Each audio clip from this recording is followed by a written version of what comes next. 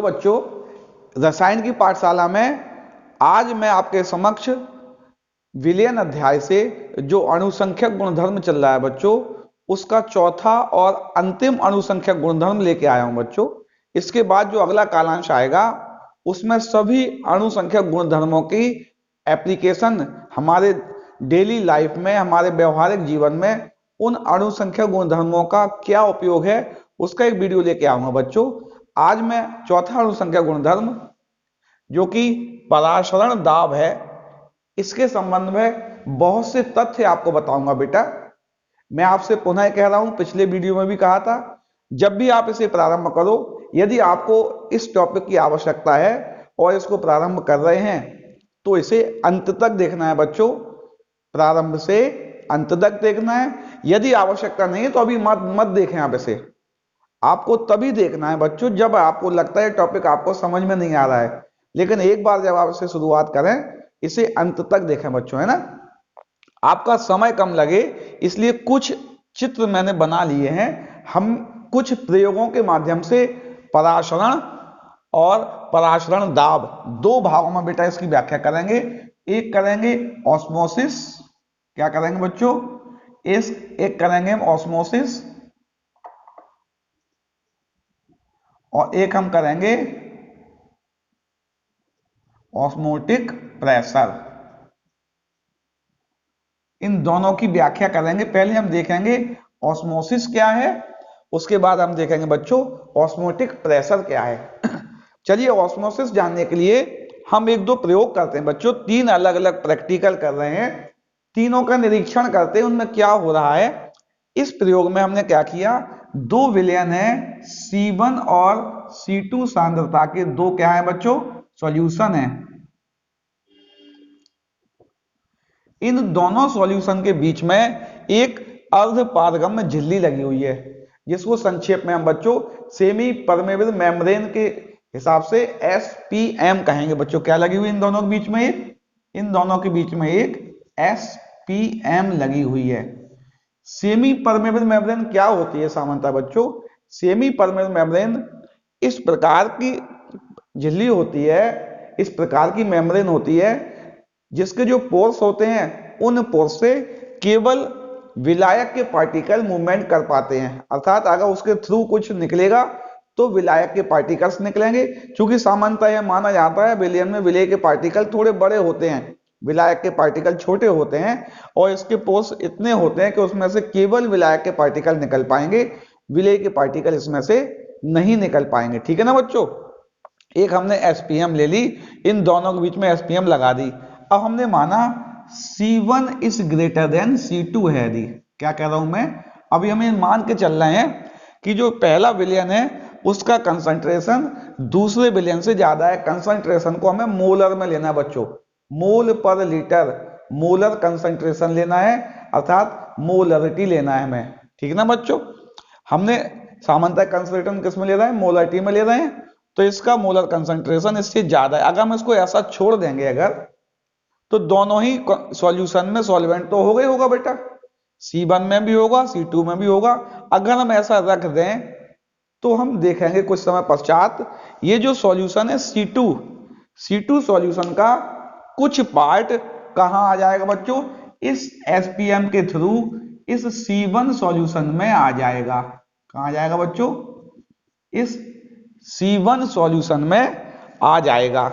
यानी इससे हमने एक निष्कर्ष निकाला बच्चों कि दो अलग अलग सांद्रताओं के विलयनों को यदि हम एक SPM से पृथक कर दें तो वह विलयन जिसकी सांद्रता कम है उससे विलायक उस विलयन में प्रवेश करने लगता है जिसकी सांद्रता अधिक है।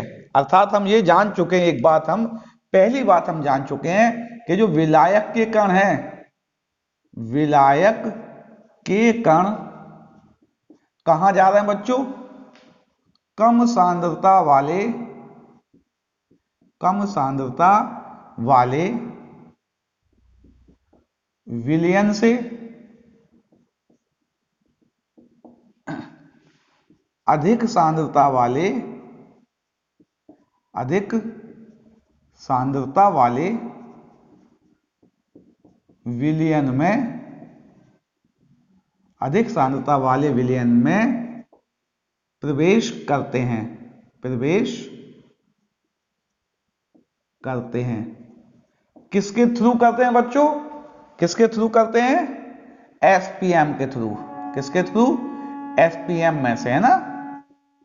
और ये इसको करने के लिए कोई बाहरी कारक लग रहा है बच्चों?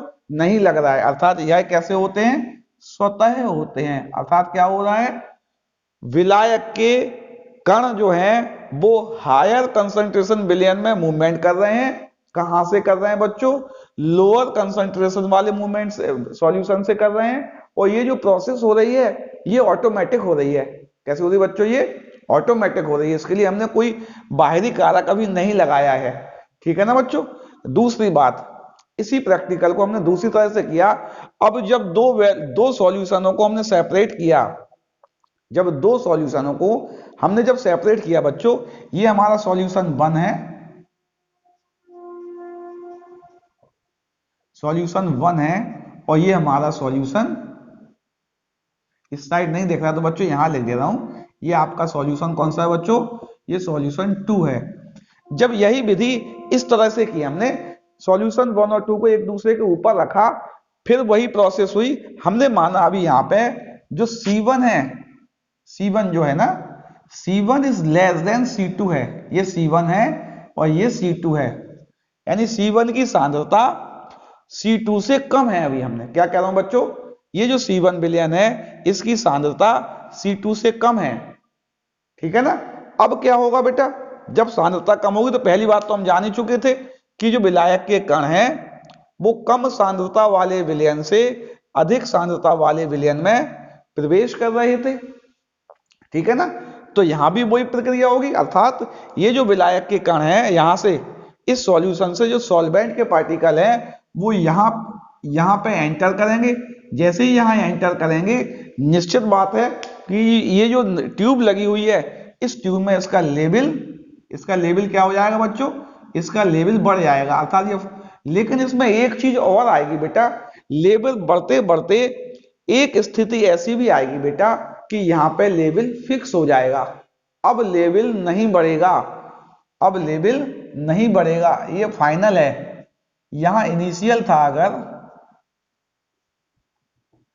इनिशियल था और ये इसका फाइनल लेवल आ गया। यानी दूसरे प्रयोग में बच्चों हमने क्या देखा कि जब हमने दो विलयनों के बीच में एक एसपीएम लगाई तो हमने एक बात नई देखी। नई बात क्या देखी बच्चों? हमने यहां जो विलायक था यहां जो विलयन था, इस विलयन कम सांद्रता वाले विलयन से विलायक एसपीएम के थ्रू अधिक सांद्रता वाले विलयन में ऑटोमेटिकली मूवमेंट कर रहा था। लेकिन यह मूवमेंट कुछ समय तक जाकर स्थिर हो गया, मतलब यह मूवमेंट नहीं हुआ। इसका मतलब यह हुआ बच्चों कि जब यहां यह विलयन बढ़ रहा था, जब यहां से विलायक यहां बढ़ रहा था, तो यह विलायक, ये जो विलयन है इस पर प्रेशर भी एक्सर्ट कर रहा था। क्या एक्सर्ट कर रहा था बच्चों? दाब आरोपित कर रहा था। उस दाब के आरोपण से धीरे धीरे करके दाब इतना बढ़ गया कि उस दाब ने इस सॉल्यूशन से सॉल्वेंट को इस सॉल्यूशन में जाने से रोक दिया बच्चों, है ना। क्या कह रहा हूं मैं? जो C1 सॉल्यूशन था, C1 सॉल्यूशन से सॉल्वेंट को C2 सॉल्यूशन में जाने के लिए रोक दिया। किसने? यहां जो विलयन बढ़ा था उसके दाब से, यहां जो विलायक बढ़ा उसके दाब ने रोक दिया। अर्थात हम यह जान चुके थे कि यदि, दूसरी बात हम यह जान चुके थे, यदि दो एसपीएम से पृथक विलयनों पर दाब आरोपित किया जाए, क्या किया जाए बच्चों? दाब आरोपित किया जाए तो उनमें ऊपर लिखी, जो ऊपर पहला लिखी हुई ना, ऊपर लिखी प्रक्रिया नहीं होती है, नहीं होती है। जो ऊपर लिखा हुआ था बच्चों, ये जो ऊपर लिखा हुआ था, यदि दो विलयनों के बीच में कुछ दाब आरोपित कर दिया जाए तो दाब आरोपित करने से ये पहली वाली बात नहीं होगी, अर्थात अधिक सांद्रता वाले विलयन में कम सांद्रता वाले विलयन से विलायक प्रवेश नहीं करेगा। इन दो तथ्यों को ध्यान में रखते हुए बच्चों, इन दो बातों को ध्यान में रखते हुए एक तीसरा प्रयोग किया गया बेटा। एक क्या कह रहा हूं बच्चों, एक तीसरा प्रयोग किया गया। अब विलयन और अब एक में हमने विलयन ले लिया, क्या ले लिया बच्चों, एक पात्र में विलयन ले लिया और एक पात्र में विलायक ले लिया अलग अलग। इन दोनों के बीच में सेमी परमेबल मेम्ब्रेन लगा दी। क्या लगा दी बच्चों, सेमी परमेबल मेम्ब्रेन लगा दी। तो हम जान चुके थे ये जो विलयन है इसकी सांद्रता ज्यादा होगी, यानी इसकी सांद्रता कैसे होगी, C1 और ये C2 मानो होगा, तो C1 is greater than C2 होगा, क्योंकि इसमें विलय ज्यादा है। अगर हम इसको ऐसा ही छोड़ेंगे तो निश्चित विलय के पार्टिकल, सॉरी इसमें से जो विलायक के पार्टिकल हैं वो यहां आने का प्रवेश करेंगे, कहां पे, यहां का सॉल्वेंट इस एसपीएम के थ्रू यहां आएगा, क्योंकि C2 की कंसंट्रेशन है वो C1 से कम है। जब यहां आएगा तो इसका जो लेवल है वो डाउन होने लगेगा। क्या होने लगेगा बच्चों, इसका लेवल डाउन होने लगेगा। जैसे ही प्रोसेस चालू हो तुरंत यहां हम जो पिस्टन लगा हुआ बच्चों, क्या लगा हुआ, ये पिस्टन लगा हुआ है, इस पिस्टन से दाब एक्सर्ट करेंगे, दाब आरोपित करेंगे। कम से कम इतना दाब लगाएंगे हम, क्या कर रहा हूं मैं, इस पिस्टन द्वारा एक दाब आरोपित किया जाएगा। कम से कम इतना दाब लगाएंगे कि ये वाला जो कैपिलरी का जो लेवल है यह लेवल फिक्स हो जाए। कैसा हो जाए बच्चों, यह लेवल फिक्स हो जाए, अर्थात इसका लेवल फिक्स होना इस बात को इंडिकेट करेगा बच्चों कि यह दोनों सॉल्यूशन या यह सॉल्यूशन और सॉल्वेंट एक दूसरे में इंटरचेंज नहीं हो रहा है एसपीएम के थ्रू। ये जो प्रेशर लगेगा इस प्रेशर को इस दाब मापी से नोट कर लेंगे। किसको कर लेंगे बच्चों, नोट कर लेंगे। किसको, इस प्रेशर को इस दाब मापी से नोट कर लेंगे। यह जो प्रेशर होगा बच्चों, यह प्रेशर परासरण दाब होगा। क्या होगा बच्चों, परासरण दाब। चलिए अब हमने सैद्धांतिक पक्ष समझाया बच्चों, अब उनकी परिभाषाएं देते हैं। चलिए अब परिभाषा आपको समझ में आएगी। पहली बात आता है परासरण क्या है। क्वेश्चन क्या था बच्चों, अब हम समझने का प्रयास करते हैं कि परासरण क्या है।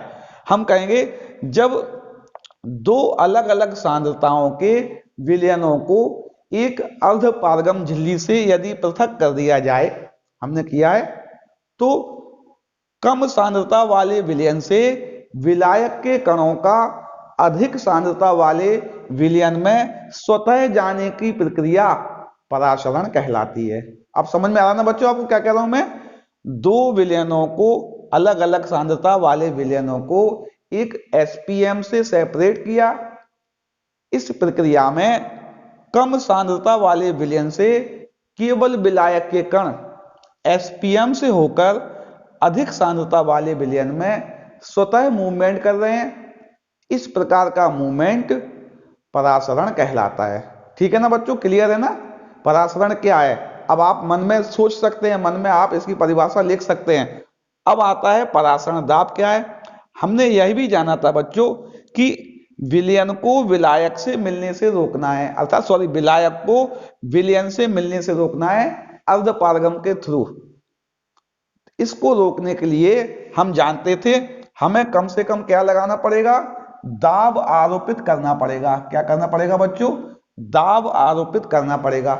तो वह न्यूनतम दाब, मैं क्या कह रहा हूं, वह न्यूनतम दाब जो किसी विलयन पर यदि हम आरोपित करें, क्या कह रहा हूं मैं दोबारा बता रहा हूं बच्चों, विलयन पर आरोपित करने वाला वह न्यूनतम दाब जो उस विलयन में विलायक के कणों को आने से रोक सके, अर्थात जो विलायक के कण इस विलयन में परासरण करना चाहते थे अर्धपारगम झिल्ली से, अब वो परासरण की प्रक्रिया नहीं हो पाएगी। अर्थात परासरण की प्रक्रिया रोकने के लिए जो न्यूनतम दाब लगेगा, जो सबसे कम दाब की वैल्यू होगी, वह सबसे कम दाब परासरण दाब कहलाएगा। इसको सामान्यतः बच्चों पाई से भी डिनोटेड करते हैं और इसकी यूनिट वायुमंडलीय होती है। आपको बात समझ में आ रही कि नहीं आ रही बच्चों? परासरण दाब क्या है? परासरण दाब वह न्यूनतम दाब है किसी विलयन पर आरोपित, किसी विलयन पर आरोपित वह न्यूनतम दाब है जो विलयन को उसके विलायक से अर्ध पारगम झिल्ली द्वारा पृथक करने के बाद भी परासरण की प्रक्रिया नहीं होने देगा, अर्थात परासरण की प्रक्रिया को रोकेगा। उस दाब को कौन सा दाब कहेंगे? परासरण दाब कहेंगे। इसको पाई से डिनोटेड करेंगे और इसकी यूनिट एटमॉस्फेरिक होगी। अभी हमने आपको बच्चों जब से अणुसंख्या गुण चालू किए थे, हमें 3 भागों में पढ़ने थे अणुसंख्या गुणधर्म। सबसे पहला हमें पढ़ना था प्रारंभिक जानकारी। क्या पढ़नी थी बच्चों? प्रारंभिक ज्ञान। फिर दूसरी बात हमें पढ़नी थी, हमें सिद्ध करना था, सिद्ध करना है कि जो पाई है वो क्या है? पाई अणुसंख्यक गुणधर्म है। क्या है बच्चों? अणुसंख्यक गुण है। हमें यही भी सिद्ध करना है। और तीसरी बात, हमें इसके लिए सूत्र निगमन करना है अणुभार ज्ञात करने के लिए, और इसके सवाल करने हैं बच्चों। क्या करने हैं इसके? हमें सवाल करने हैं। तो पहली बात हमारी हो गई, हमें परासरण और परासरण दाब का प्रारंभिक ज्ञान हो गया बेटा, है ना? प्रारंभिक ज्ञान क्या हो गया? परासरण क्या है मैं दोबारा बता रहा हूं, दो विलयनों को यदि अर्ध पारगम झिल्ली के माध्यम से पृथक कर दिया जाए तो विलायक के कणों का कम सांद्रता वाले विलयन से अर्ध पारगम झिल्ली में से होकर अधिक सांद्रता वाले विलयन में स्वतः होने वाला अभिगमन परासरण कहलाता है। विलायक और विलयन को अगर एसपीएम से अलग कर दें और विलयन के ऊपर ऐसा दाब आरोपित किया जाए जो इनमें परासरण को रोक सके, अर्थात परासरण की प्रक्रिया को रोकने के लिए जो न्यूनतम दाब लगेगा वह न्यूनतम दाब परासरण दाब कहलाएगा। ठीक है नहीं? इसे पाई से व्यक्त करेंगे और इसकी यूनिट वायुमंडलीय होगी। अगर आपको इसमें से कुछ नोट करना है नोट कर लीजिए, नहीं तो मैं इसको मिटा देता हूं बच्चों, है ना? मिटा दूं ना इसको फिर। चलिए अब परासरण से संबंधित दूसरा प्रश्न करते हैं। हमें यह भी सिद्ध करना है कि परासरण दाब एक अणुसंख्यक गुणधर्म है। दूसरी बात, हम इससे विलेय पदार्थ का अणुभार कैसे ज्ञात करेंगे, और तीसरी बात, हम इससे गणनाएं किस प्रकार करेंगे। तो जिस प्रकार बच्चों गैसों के लिए, जब हमने गैसें पढ़ी थी, गैसों के लिए गैस चार्ल्स नियम, वाइल नियम दिए गए थे, ठीक इसी प्रकार विलयनों के लिए भी नियम दिए गए वान ट हाफ ने। किसने दिए बच्चों विलयनों के लिए नियम? वान ट हाफ ने दिए। वान ट हाफ ने, किसने बच्चों? वान ट हाफ। वान ट हाफ ने जो वाइल नियम के अनुसार, कैसा बच्चों? वाइल नियम के समान एक नियम प्रतिपादित किया विलयनों के लिए, जिसको वाइल वान ट हाफ नियम कहा जाता है। क्या कहा जाता है बच्चों? वाइल वान ट हाफ, वाइल वान ट हाफ नियम। वाइल नियम के जैसा था इसलिए इसको वाइल वान ट हाफ नियम कहा जाता है। उन्होंने कहा कि जो विलयन है, विलयनों का परासरण दाब उस विलयन में उपस्थित विलेय के मोलर सांद्रण अर्थात मोलरता के समानुपाती होता है। क्या कहा बच्चों? वाइल ने कहा, सॉरी वान ट हाफ ने कहा, चूंकि वाइल नियम जैसा था, उन्होंने कहा था परासरण दाब आयतन के होता है। वो क्या कह रहे हैं? परासरण दाब मोलर सांद्रता के समानुपाती होता है। क्या कहा बच्चों उन्होंने? किसी भी विलयन में उपस्थित, किसी भी विलयन का परासरण दाब उस विलयन में उपस्थित विलेय की मोलों की संख्या अर्थात विलेय की मोलर सांद्रता के समानुपाती होता है। ठीक है नहीं? और कब होता है बच्चों? जबकि विलयन का ताप स्थिर हो। क्या हो बच्चों? ताप कैसा हो? स्थिर हो। ताप का मान स्थिर होगा। क्योंकि अब इस बात से हमें मालूम चल गया था बच्चों, क्योंकि परासरण दाब किसके समानुपाती था? मोलरता के समानुपाती था। अर्थात यहां पे जैसे जैसे मोल बढ़ेंगे, यहां पे जैसे जैसे मोल बढ़ेंगे हमें ज्यादा प्रेशर लगाना पड़ेगा बच्चों। क्या कह रहा हूं मैं? ये जो विलयन का कंसंट्रेशन है, इसमें विलेय के मोलों की संख्या जैसे जैसे ज्यादा बढ़ाएंगे हम, अगर ज्यादा बढ़ाएंगे तो इसको ऑस्मोसिस रोकने के लिए हमें ज्यादा प्रेशर एक्सर्ट करना पड़ेगा, ठीक है नहीं। तो परासरण दाब मोलरता के समानुपाती था, और मोलरता बच्चों विलेय के मोलों के समानुपाती होती है। किसके? मोलों के, ना कि प्रकृति के। प्रकृति के नहीं होती है, प्रकृति के समानुपाती ना होकर मोलों के समानुपाती होती है। क्योंकि यह मोलों के समानुपाती होती है, अतः यह एक क्या हो गया? यह एक अणु संख्या गुणधर्म हो गया। क्या हो गया बच्चों? यह एक अणु संख्या गुणधर्म है। दूसरा प्रश्न बन गया कि परासरण दाब एक अणु संख्या गुणधर्म है, बताइए। तो हम कैसे बताएंगे? हम कहेंगे जो वाइड-बायनट्राप नियम था उसके अनुसार परासरण दाब विलयन में उपस्थित विलेय के कणों की मोलरता के समानुपाती होता है। मोलरता मोलों पर निर्भर करती है, और मोल अणुओं पर निर्भर करते हैं। मोल किस पर निर्भर करते हैं? अणुओं पर निर्भर करते हैं, ना कि पदार्थ की प्रकृति पर। अतः परासरण दाब भी पदार्थ के मोलों और अणुओं पर निर्भर करेगा, और यह एक अणु संख्या गुणधर्म है, ठीक है ना बेटा। तो दूसरा प्रश्न हो गया कि क्वेश्चन क्या बन गया? सिद्ध कीजिए क्या परासरण दाब, ये क्वेश्चन आता है, परासरण दाब एक अणु संख्यक गुण है। क्या है बच्चों? परासरण दाब एक अणु संख्यक गुणधर्म है, बताइए। कैसे बताओगे आप? हम कहेंगे परासरण दाब मोलरता के समानुपाती, मोलरता मोलों की और मोल अणुओं के समानुपाती, इसलिए यह भी अणुओं के समानुपाती होता है, अर्थात अणुओं पर निर्भर करता है, ना कि पदार्थ की प्रकृति पर, इसलिए एक अणु संख्या गुणधर्म है। दूसरा नियम आया बच्चों, चार्ल्स नियम के जैसा था, चार्ल्स वाइनहाफ नियम। कैसा? चार्ल्स वाइनहाफ नियम। वो कह रहे हैं स्थिर दाब पर किसी भी विलयन का परासरण दाब उसके केल्विन ताप के समानुपाती होता है। किसके समानुपाती होता है बच्चों? केल्विन ताप के समानुपाती होता है। जबकि दाब कैसा है? दाब स्थिर है। इन दोनों नियमों को एक साथ किया तो पाई समानुपाती हो गया m इंटू टी, ठीक है नहीं, m इंटू टी। इसको हटाया, क्योंकि गैसों में हटाया था तो गैस स्थिरांक लगाया था जिसको R कहा था। विलयनों में हटाएंगे तो विलयन स्थिरांक लगाएंगे। कुछ पुस्तकों में इसे S से लिखा है और कुछ में गैस स्थिरांक के जैसा ही R से लिखा है। अभी हम R से लिख रहे हैं बच्चों। इसको हटाया तो पाई इक्वल टू हो गया एम आर टी। क्या हो गया? Pi equal to m are t. Pi क्या है? पाई है बच्चों परासरण दाब। पाई क्या है? परासरण दाब। एम क्या है? मोलरता। और आर क्या है? आर विलयन स्थिरांक। आर क्या है? विलयन स्थिरांक। और टी है ताप केल्विन में। इसको केल्विन के ताप को परम ताप भी बोलते हैं। क्या बोलते हैं बच्चों? जो ताप केल्विन में होता है उसे परम ताप बोलते हैं। मोलरता की हम वैल्यू भी रख सकते हैं, मोल पर लीटर वॉल्यूम, यानी क्या हो जाएगा? Pi equal to n b upon v r T.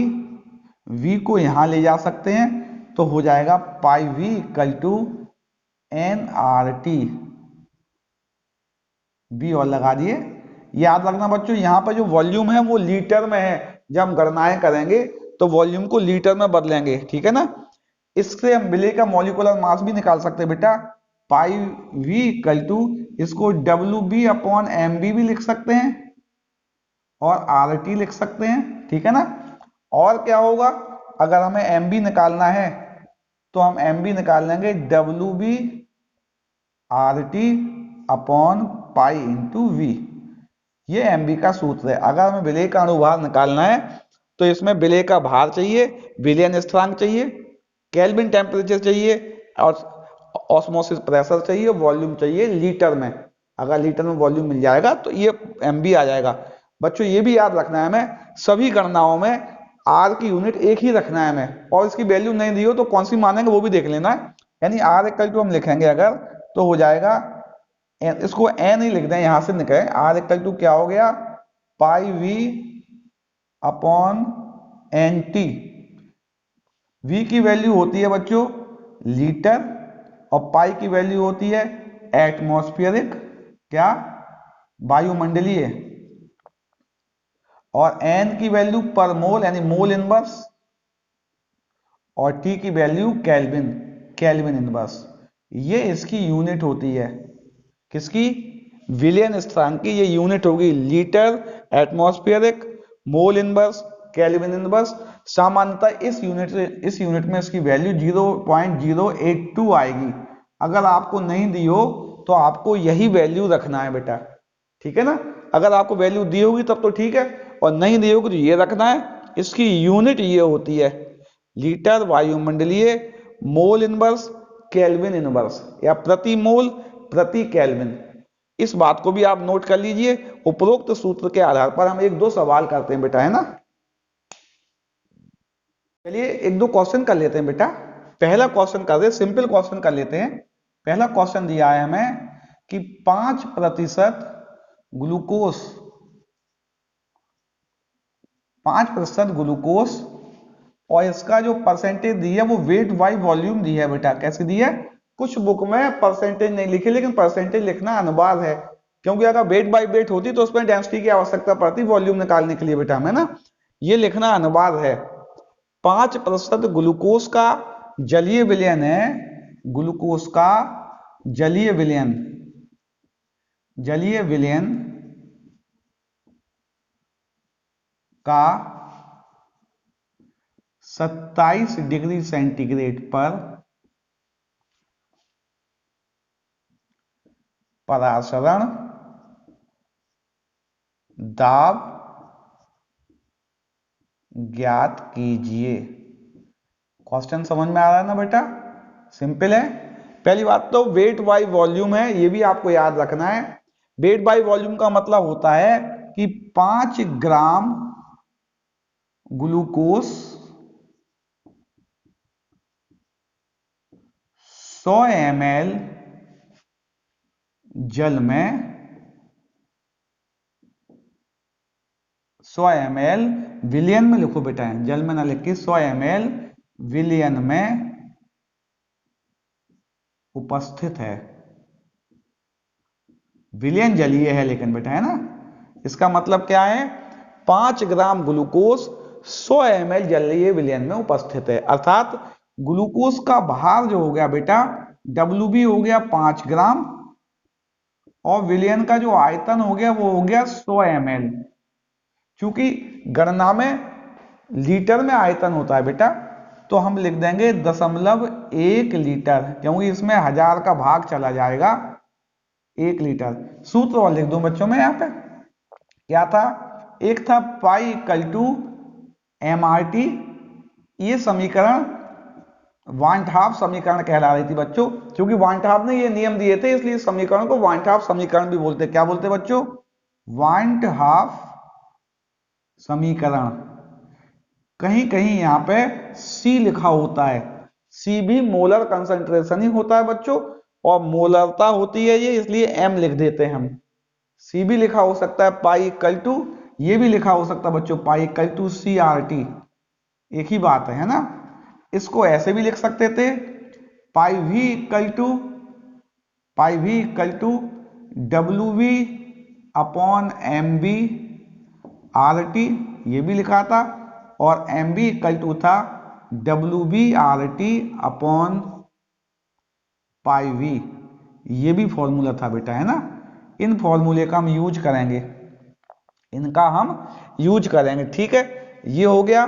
इसके अलावा हमें क्या दिया हुआ है बेटा, ग्लूकोज का अणुभार हम जानते हैं 180 होता है, मैं निकाल नहीं रहा हूं, आप जानते हो 6 कार्बन का 72 और इसका 12 और इसका 96, इसको आपको निकालना आता है 180। अच्छा आर की वैल्यू और दे रखी है यहाँ पे 0.082, क्या था वैल्यू, क्या आ रही थी उसकी, उसकी वैल्यू आ रही थी बेटा, आर कहाँ गया, आर ये था ना, ये आर था,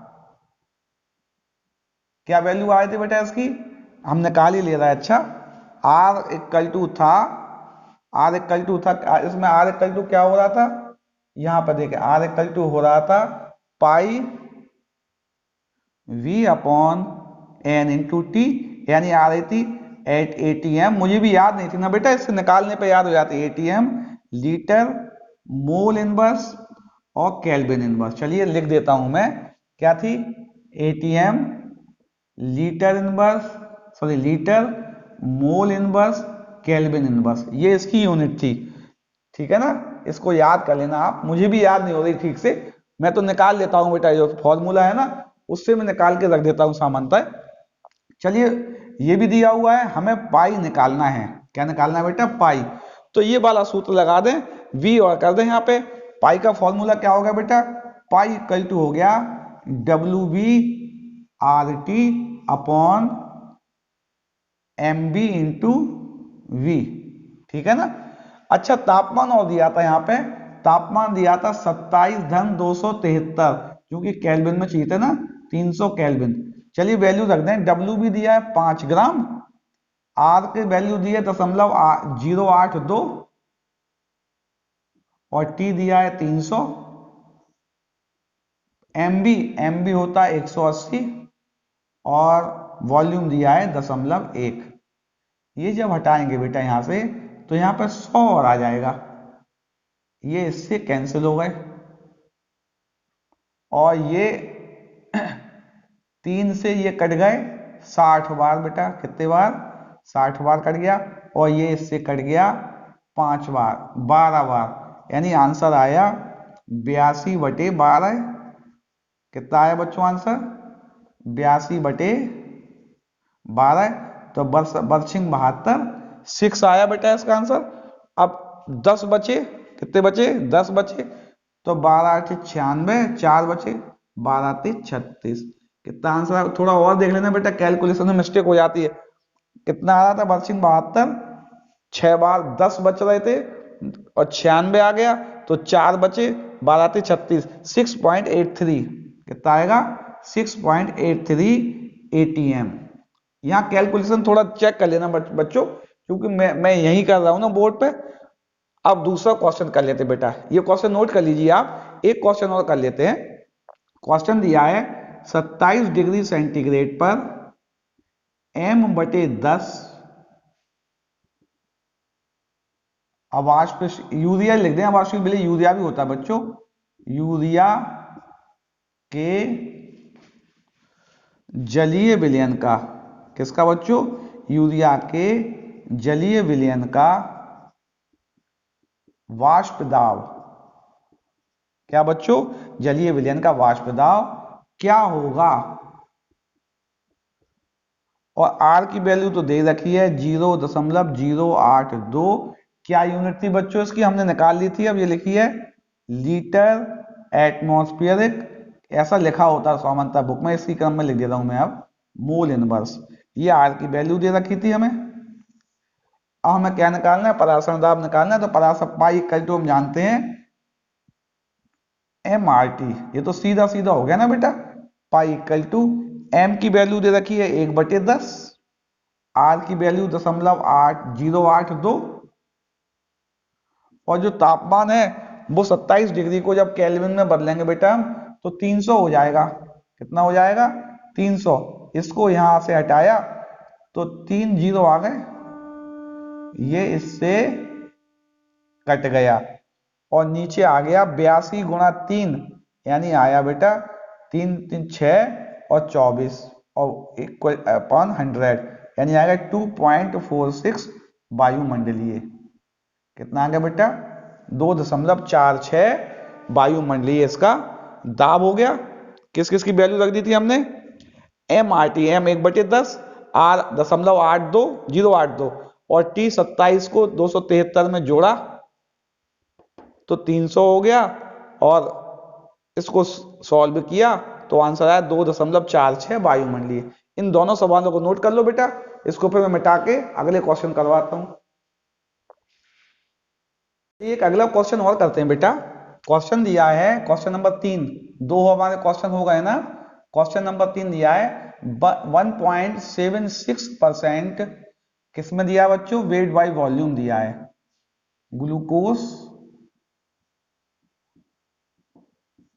के जलीय विलयन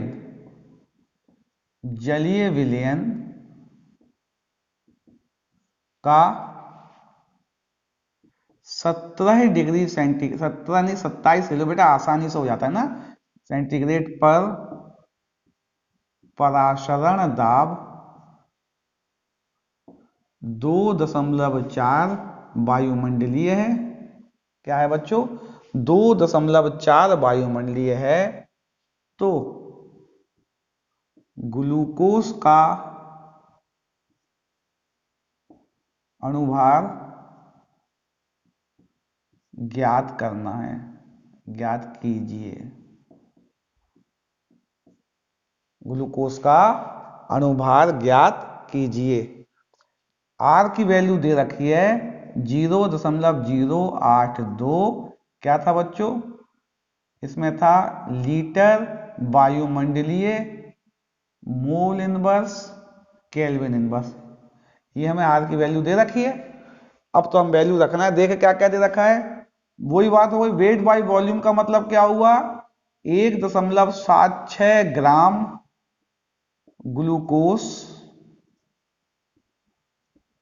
100 ml विलयन में उपस्थित है। यही मतलब हुआ ना बच्चों इसका, उपस्थित है। अर्थात W भी दे रखा है बच्चों में 1.76 और V दे रखा है 100 ml, और इसको लीटर में लिख देंगे तो 0.1 लीटर में भी हो गया। R की वैल्यू भी दे रखी है 0.082 और टेम्परेचर दे रखा है बच्चों 27 + 273, तो 300 केल्विन दे रखा है। और ऑस्मोटिक प्रेशर भी दे रखा है हमें 2.4 atm। अब तो फॉर्मूला लगाना है। क्या था फॉर्मूला बच्चों? mv = WB/RT upon pi into V। Value रख दें। WB की वैल्यू बेटा है 1.76, R की 0.082 और T हो गया 300 divided by pi 2.4 into V। V दे रखा है 0.1। जब इसको हटाएंगे बेटा और इसको हटाएंगे तो नीचे 100 और आ जाएगा। ये 0 से 0 कैंसिल हो गए। ये वाला पॉइंट और हटाया तो यहाँ पे 0 और आ गया। क्या आ गया? यहाँ पे 0 और आ गया बेटा। अब इसको कर लेते हैं। ये 8 से कट रहे हैं भाई, 8 2 जा 16 और 8 2 जा 16 और ये 3 टाइम कट गए। 3 से ये बच्चों ये 10 टाइम कट गए और ये भी 3 कैंसिल हो गया, यानी आ गया 22 इंटू 82 डिवाइडेड बाई 10।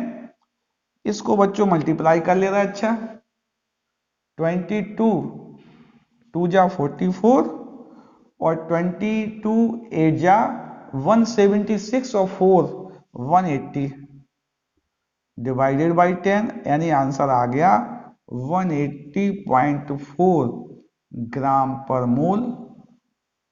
ये इसका मॉलिक्यूलर मास आ गया। क्वेश्चन पूछा था ग्लूकोज का अणुभार निकालिए, कितना आ गया? 180.4 ग्राम प्रति मोल। ये ग्लूकोज का अणुभार हो गया। इसको नोट कर लो बेटा, जगह ही नहीं है। दूसरा क्वेश्चन है, इसको मिटा के कर रहे हैं ना। अगला क्वेश्चन करते हैं बेटा। अगला क्वेश्चन है क्वेश्चन नंबर 4 ले रहे हैं कि 5% शर्करा का जलीय विलयन, नहीं का विलयन लिख दो उसको, जलीय तो हो गई बच्चों, लेकिन विलयन ही लिख दे रहा है अभी, इसकी आवश्यकता नहीं है जल की। विलयन 0.88% यूरिया के विलयन का समपराशरी, क्या बच्चों? समपराशरी है। तो यूरिया का अणुभार बताइए। क्या बताना बच्चों? यूरिया का अणुभार ज्ञात कीजिए। चलिए, ये एक नया शब्द आ गया बच्चों इसमें अब, समपराशरी। क्या आ गया बच्चों? समपराशरी, अर्थात परासरण दाब के आधार पर बच्चों, ये टॉपिक वहां मिस हुआ है, मैं यहां बता रहा हूं बच्चों। परासरण दाब के आधार पर विलयन 3 प्रकार के होते हैं। कितने प्रकार के? 3 प्रकार के। किसके आधार पर? ऑस्मोसिस प्रेशर के आधार पर। ऑस्मोटिक जो प्रेशर है, इसके आधार पर विलयन 3 टाइप के होते हैं बच्चों। सबसे पहला होता है हाइपरटोनिक,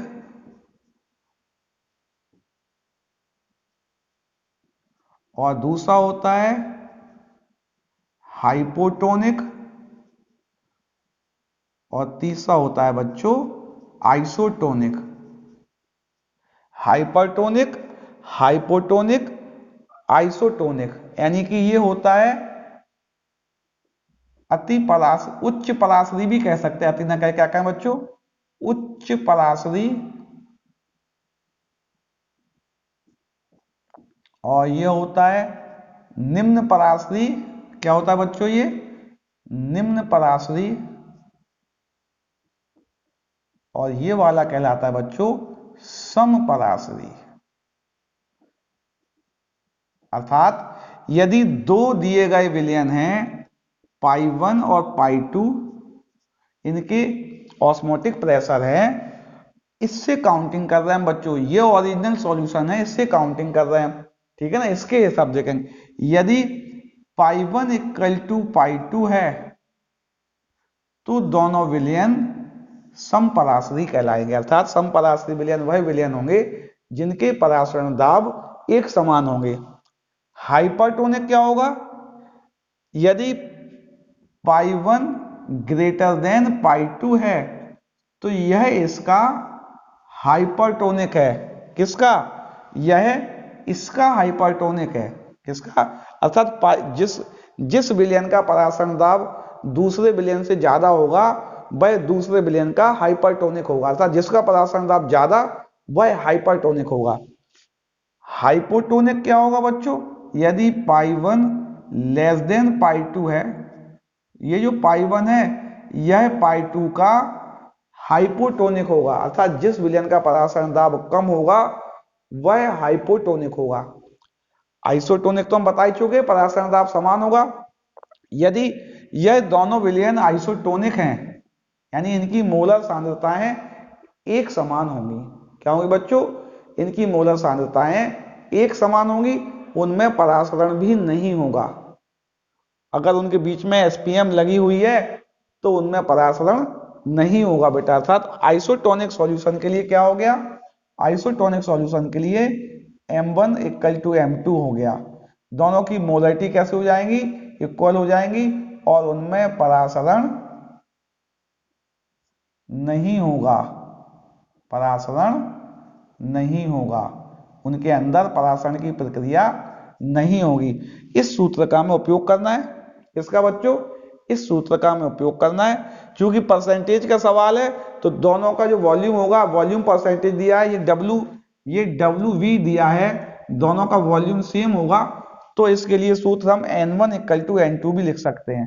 जब वॉल्यूम सेम होगा, तो दोनों की मोल इक्वल होंगे। अर्थात इस क्वेश्चन को हमें करने के लिए दोनों की मोल निकालना है। यानी कि 5% शर्करा का मतलब हुआ 5 ग्राम शक्कर 100 ml विलयन में है, और इतने ग्राम यूरिया 100 ml में है, तो शक्कर का भार कितना है? 5, यानी N1 निकाल लें शुगर के लिए। वेट अपॉन मॉलिक्यूलर वेट होता है 342, ये हमने पहले भी बताया था बच्चों शक्कर का, ठीक है ना। दूसरा यूरिया N2, वेट दिया है बच्चों 0.88, और मॉलिक्यूलर वेट हमें इसको निकालना है। क्या करना है? इसको मॉलिक्यूलर वेट निकालना है। हम जानते हैं N1 equal to N2, N1 की वैल्यू कितनी है? 5/342, और इसकी 0.88 डिवाइडेड बाई M2, तो M2 आ गया बच्चों 0.88, इंटू 342 डिवाइडेड बाई 5। जब बच्चों इसको सॉल्व करेंगे, क्योंकि यूरिया दिया है तो अप्रोक्स कितना आएगा इसका मॉलिक्यूलर मास 60 आएगा। कितना आएगा बच्चों? अप्रोक्स 60 आएगा। तो इस तरह के क्वेश्चन भी होगा बेटा।